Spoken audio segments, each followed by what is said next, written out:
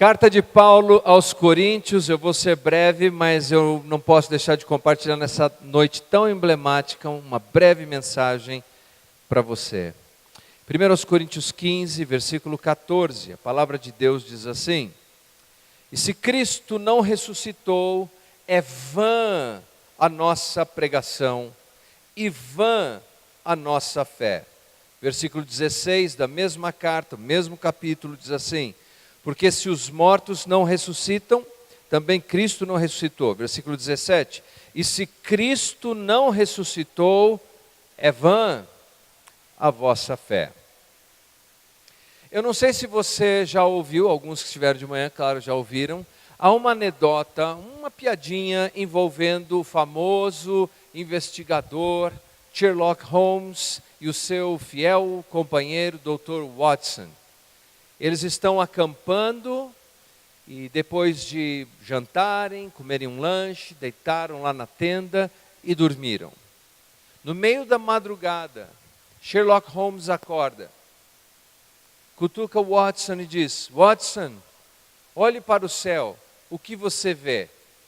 Watson, meio dormindo, regala os olhos assim: Bom, eu vejo milhões e milhões de estrelas.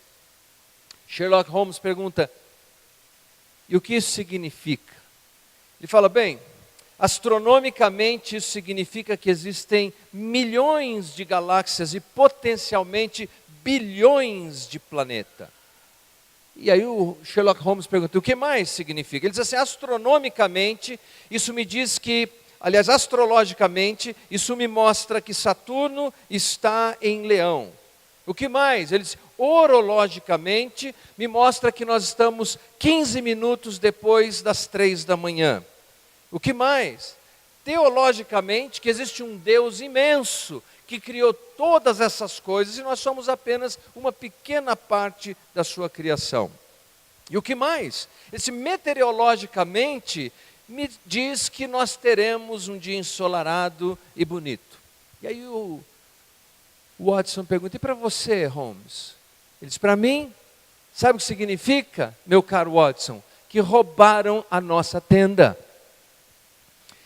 Algumas vezes nós vemos as coisas, mas nós não entendemos o significado das coisas. Eu me lembro a primeira vez que eu fui tocado a respeito do significado de Jesus morrer na cruz, eu era apenas um garoto. Eles estavam anunciando na televisão que ia passar um especial de Globo Repórter com o Sérgio Chapelain. Faz um tempinho. Sérgio Chapelain apresentando um especial de Paixão de Cristo. E algumas cenas do filme de Franco Zeffirelli mostravam Jesus sobre um jumentinho crucificado na cruz. E eu pensava ali comigo: por que fizeram isso com ele? Ele fez milagres, ele era bom, ele ajudou as pessoas. Por que fizeram isso com ele? Sabe que passou muitos anos para eu entender que Jesus não foi uma vítima fragilizada, arrastado para a cruz, mas que Jesus escolheu morrer na cruz, desejou ir para a cruz. Sabe por quê? Por causa dos meus pecados. Não foram eles que crucificaram Jesus, fui eu que crucifiquei Jesus. Foi você que crucificou Jesus com os seus pecados, com os meus pecados. Mel Gibson, dizem que quando ele estava produzindo o seu filme A Paixão de Cristo, ele pediu que uma das tomadas, aquela em que o soldado romano prega a mão de Cristo, que fosse ele próprio a ser filmado, pregando e atravessando a mão de Cristo. Quando perguntaram por quê, ele respondeu: porque eu crucifiquei a Jesus. Meus queridos, nós que estamos aqui, crucificamos a Jesus com os nossos pecados. E é claro que quando olhamos Jesus naquela cruz, morrendo, agonizando, nós conseguimos mais ou menos interpretar o sofrimento físico de Jesus, o sofrimento emocional de Jesus. Mas eu duvido que qualquer um de nós consigamos entender o sofrimento espiritual de Jesus. A Bíblia nos diz nos escritos de Paulo que aquele que não tinha pecado se fez pecado por nós. A Bíblia nos diz no escrito de Paulo que Jesus Cristo, sendo justo, se fez maldição por nós.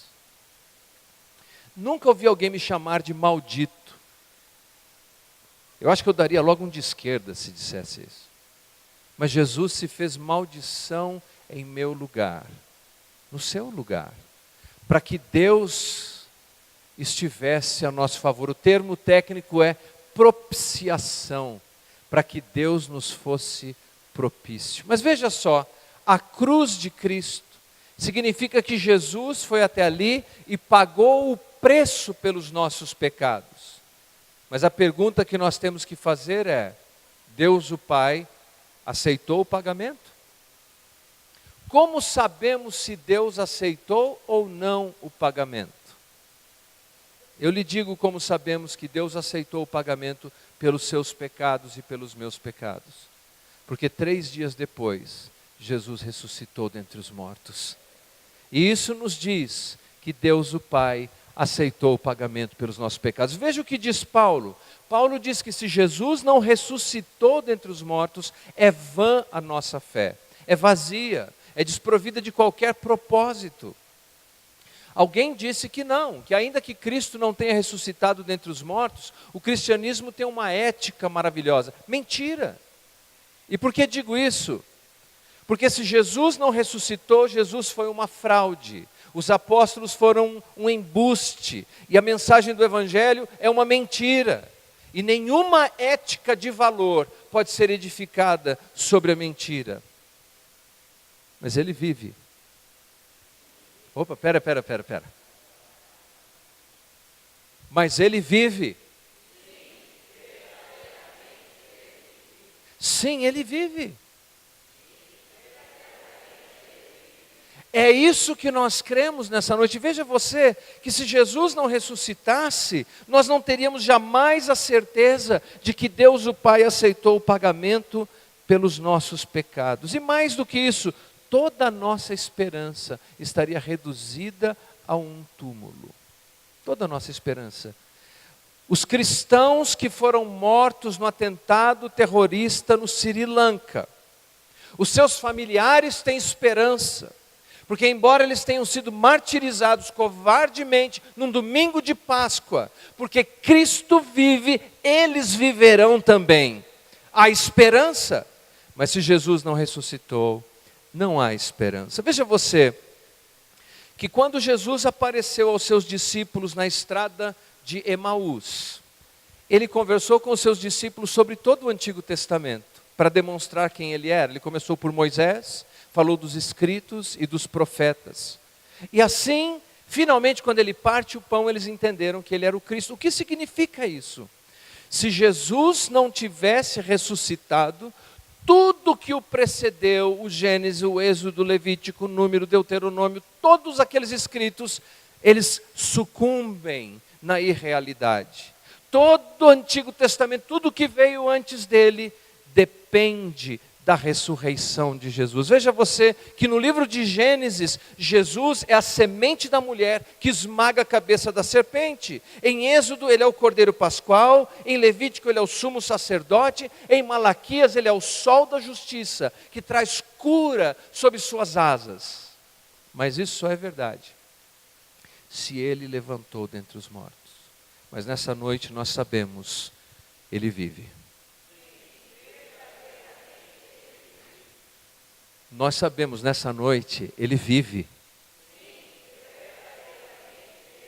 No ano de 483 a.C., na cidade de Kushinagara, na Índia, morreu Siddhartha Gautama, o Buda.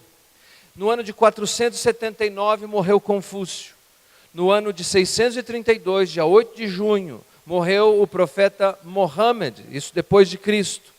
Lá em Medina, todos eles, grandes líderes, eles estão mortos. Aliás, em 1981, descobriram alguns ossos dos dedos de Buda que tinha sido doado ao imperador chinês da dinastia Tang.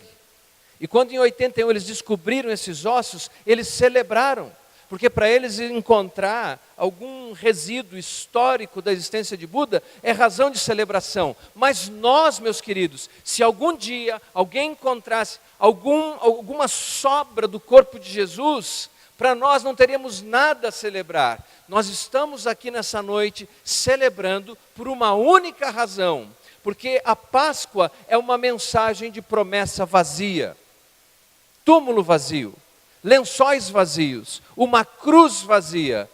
Ele vive. E é porque Ele vive que nós temos esperança. Quando pensamos nisso, nós temos absoluta certeza que as promessas de Cristo se cumprem. Uma das promessas que Ele fez é que Ele subiria ao seu Pai e enviaria o Espírito Santo. E o Espírito Santo de Deus nos ajudaria, nos regeneraria, nos santificaria, nos levaria em direção à glorificação e nos empoderaria. As nossas lutas não lutamos sozinhos, o Espírito de Deus está conosco, está em nós. Mas tudo isso é verdade se Ele saiu daquele túmulo. Você tem lutas, você tem pressões, você tem dificuldades. E você vence a cada uma delas, porque Jesus venceu, saindo daquele túmulo, cumprindo a promessa de nos doar o Espírito Santo. Mas sem a ressurreição, a promessa não se cumpriria. Eu quero dizer para você nessa noite, Jesus é tão real. Jesus ressuscitou. Eu era um adolescente suicida aos 14 anos de idade. E o que mudou a minha vida não foi uma filosofia ou uma teoria. Foi o Cristo vivo. O Cristo ressurreto. Ele vive. Um dia Michelangelo, e eu vou encerrar aqui. Um dia Michelangelo criticou um outro artista, porque sempre pintava um Jesus pálido, crucificado, frágil. E Michelangelo disse, por que você não pinta um Cristo glorioso, vivo, poderoso? Afinal de contas, a crucificação durou algumas horas. Mas a ressurreição de Cristo dura por toda a eternidade. Sabe, quando nós olhamos para essa mensagem do Evangelho, essa parte integral, morte e ressurreição, nós recebemos o perdão de Deus. E como eu disse outro dia, dizer, Deus me perdoa, mas eu não me perdoo, é uma das coisas mais arrogantes que alguém poderia fazer. Mas receber o perdão de Deus e não oferecer ao outro, não perdoar o outro, quem é o outro na sua vida? Quem é a pessoa que precisa do perdão de Jesus? Porque perdoar o outro não faz bem primeiro ao outro. Perdoar o outro faz primeiramente bem a nós. Quem é a pessoa? Talvez seu pai, talvez sua mãe, talvez um familiar, talvez um colega de trabalho, a quem você precisa dizer, Senhor, eu perdoo essa pessoa.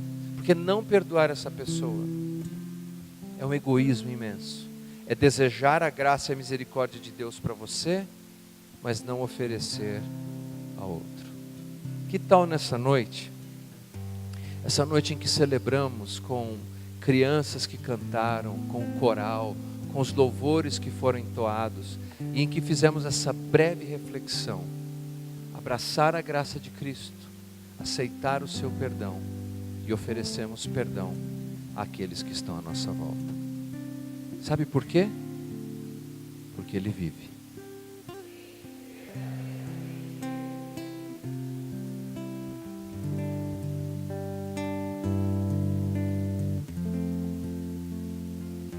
Oremos. Pai Santo, Pai querido, obrigado por essa noite. Obrigado por cada pessoa que aqui se encontra e por cada expressão de louvor e adoração que tivemos aqui. Nós esperamos que o Senhor tenha se alegrado com essa nossa comunidade de fé. Pai, nesse momento em que refletimos sobre a morte e a ressurreição do nosso Salvador, temos a convicção que a nossa fé não é vã, não é vazia. Porque de fato, Senhor, aquele túmulo está vazio e o nosso coração está pleno da Tua presença. Assim sendo, Pai, nós abraçamos a Tua graça, a Tua misericórdia e o Teu perdão. E pedimos que o Senhor faça de nós instrumento para oferecer perdão ao outro. Aqueles, Pai, que estão à nossa volta e que são também objeto do Teu amor. Pai, não queremos ser arrogantes, dizer que não precisamos do Seu perdão. Mas também não queremos ser egoístas e abraçarmos o perdão apenas para nós mesmos. Faça de nós, Senhor, um canal que comunica graça e misericórdia. Abençoa o Teu povo nessa noite, Pai. Em nome de Jesus. Amém. Você recebe a palavra de Deus nessa noite? Que Deus te abençoe grandemente. Que o amor de Deus Pai, o Todo-Poderoso, que a graça infinita do Senhor Jesus Cristo, que a consolação e o encorajamento do Espírito Santo de Deus esteja sobre a sua vida, não somente hoje, mas para todos sempre. Quem crê, diga amém. Ele vive. Uma salva de palmas a Jesus. Deus abençoe você.